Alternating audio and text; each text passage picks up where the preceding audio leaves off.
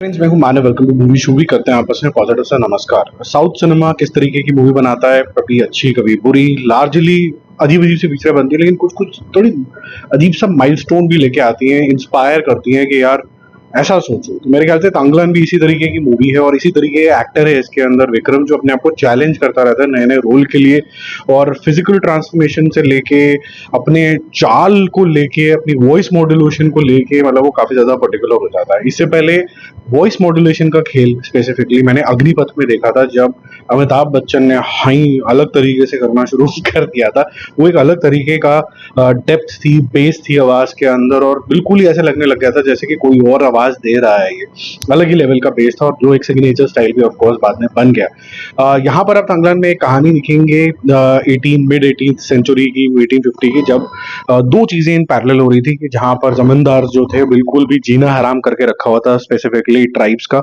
और एक साइड पे आप देखेंगे कि ब्रिटिश हुकूमत जो है वो काफी ज्यादा पावरफुल होती चली जा रही थी, और उनका जो लालच था वो अलग लेवल में था कि बस नोच खाओ इस इंडिया को, और इसके अंदर जो कुछ भी है अच्छा वो ले जाओ। और उनका जो लालच होता है वो ये होता है कि यहाँ पर कोलार माइंस के अंदर, केजीएफ टाइप के अंदर, उस जमाने के केजीएफ के अंदर कुछ खोद के हम बड़ा सोना निकाल सकते हैं। अब यहाँ पर आपको एक फोकलोर भी सुनाई जाती है, जो कि एक तीसरा एस्पेक्ट है कि यहाँ पर आर्थी नाम की एक महिला है, जो कि एक ग्रेट वॉरियर है और कुछ सुपर नेचुरल पावर्स रखती है। वो इस लैंड के ऊपर ये माइनिंग और ये सब चीजें, नेचुरल इम्पैक्ट, खोदने खादने वाला डिस्टॉर्शन जो है वो अलाउ नहीं करेगी। अब एक साइड आपको दुविधा दिखती है जहां पर ये बिल्कुल ही ऑप्रेस्ड हैं थालंगन, जो अग्री कर जाते हैं ब्रिटिशर्स के साथ कि भाई साहब हम आपके साथ फिर भी ये माइंस को खोदने के लिए तैयार हैं, गोल्ड निकालने के तैयार हैं, अगर आप हमें उसमें से कुछ हिस्सा दे दो, ताकि हमारे जो लैंड वैंड जमींदार ने छीन ले हमें वापस मिल पाए, हमें अच्छा जीवन मिल पाए।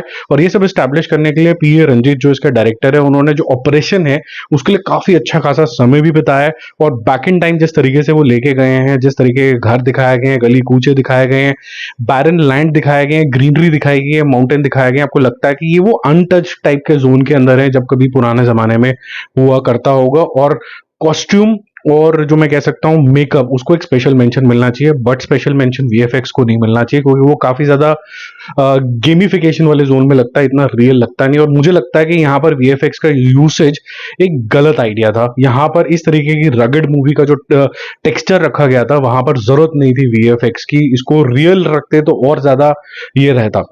अब मुद्दा ये है कि ये एक मिस्टिकल सी फिगर है आरती, इससे कैसे लड़ा जाएगा? क्या ये मिस्टिकल सी जो फिगर है ये एग्जिस्ट करती है, या फिर कुछ और इसके पीछे राज हैं? ये सब चीजें जो होती हैं वो अनफोल्ड होती हैं, और कौन के अपने डीमन से किस तरीके से लड़ता है, कैसे जो ये ट्राइब है वो थालंगन के साथ, यानी कि लीडर विक्रम के साथ होती है, क्या वो एक साथ संगठित रह भी पाती है इस एडवेंचर के अंदर, क्योंकि कहीं ना कहीं हिम्मतें भी टूटती हैं। और अगर फोकलोर ठीक बैठती चली जाती है और कुछ ना कुछ लाइव्स का नुकसान होता है, तो ऑब्वियसली हिम्मतें टूटनी शुरू हो जाती है। तो ये हिम्मतें कैसे बढ़ी बंधी रहती हैं, और एज अ लीडर थांगलान का क्या रोल रहता है, और वो क्या डिस्कवर करता रहता है, क्या उसको ड्रीम्स आते रहते हैं, इसका सारा जो स्क्रीन प्ले है वो कभी कभी थोड़ा सा कंफ्यूजिंग जरूर हो जाता है। और इसको समझाने का काम बिल्कुल एंड में किया गया है कि एक्चुअली में क्या था।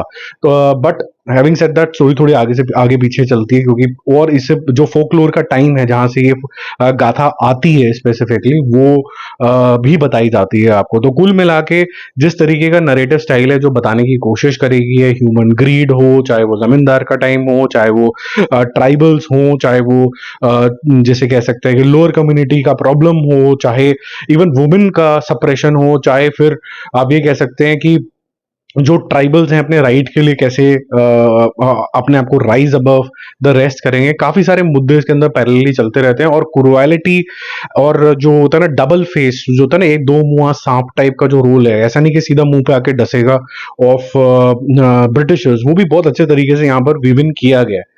हालांकि मैं ये जरूर बोलूंगा कि जो भी नुकसान होता चला जाता है ह्यूमन लाइफ का, या फिर जो जो पीड़ित किया जाता है, उससे आप इतना ज़्यादा इमोशनली अटैच नहीं होते हो, जिसकी वजह से आपको ऐसा लगता है कि एक ही जना बार-बार फ्रेम में दिखता चला जा रहा है और वो खुद विक्रम होते हैं। तो आफ्टर सर्टेन व्हाइल वो थोड़ा-सा जारिंग होना शुरू हो जाता है। बट क्योंकि वो इतना बेहतरीन एक्टर है, थोड़ा मज़ा भी आ रहा होता है। लेकिन कहीं न कहीं लगता है कि और कैरेक्टर्स भी दिखें स्क्रीन के ऊपर, तो स्टोरी जो है थोड़ा और डायमेंशन इसकी करे। मुझे लगता है ये मूवी कम से कम नहीं तो आधा घंटा लंबी है। इसको और शॉर्टर, क्रिस्पर, टाइटर बनाया जा सकता था। अननेसेसरली इसको ड्रैग करके थोड़ा-सा एनवायरनमेंट बनाया गया है कि ये किस ज़ोन के अंदर है, वर्ल्ड बिल्डिंग जो है, वो इतनी ज़्यादा स्लो हो जाती है कि फिर आपका इंटरेस्ट जो है वो लूज़ होना शुरू हो जाता है और उसको सँभालना फिर थोड़ा-सा मेरे ख्याल से मुश्किल हो गया डायरेक्टर साहब के लिए। अब मेरा जो मूवी शूवी शोर है इसके लिए थोड़ा-सा डिसअपॉइंटिंग ही रहेगा। मैं इसको 2 एंड हाफ स्टार्स दूँगा एट मैक्स। इसकी जो मेन खामी रहेगी, पी. ए. रंजीत का great vision but not very well executed. Editing not very sharp. Sometimes the director would say that I've shot many things, but it's a job of the editor to cut it short and finer to make it interesting for the viewers, which he has not done.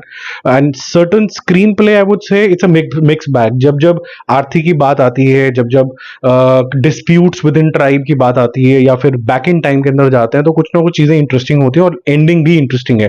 लेकिन in between बहुत ही ठंडा मामला हो जाता है। आप कुछ कुछ सीन्स को बिल्कुल स्ट्रेट तरीके से शूट कर दिया है। उसमें क्या होता है कि जब कभी अपनी बात कर रहा होता है, अगर फोकस कहीं और जाता है तो आपका दिमाग एक इंट्रीगनेस के अंदर जाता है कि ये इस पे फोकस क्यों गया है।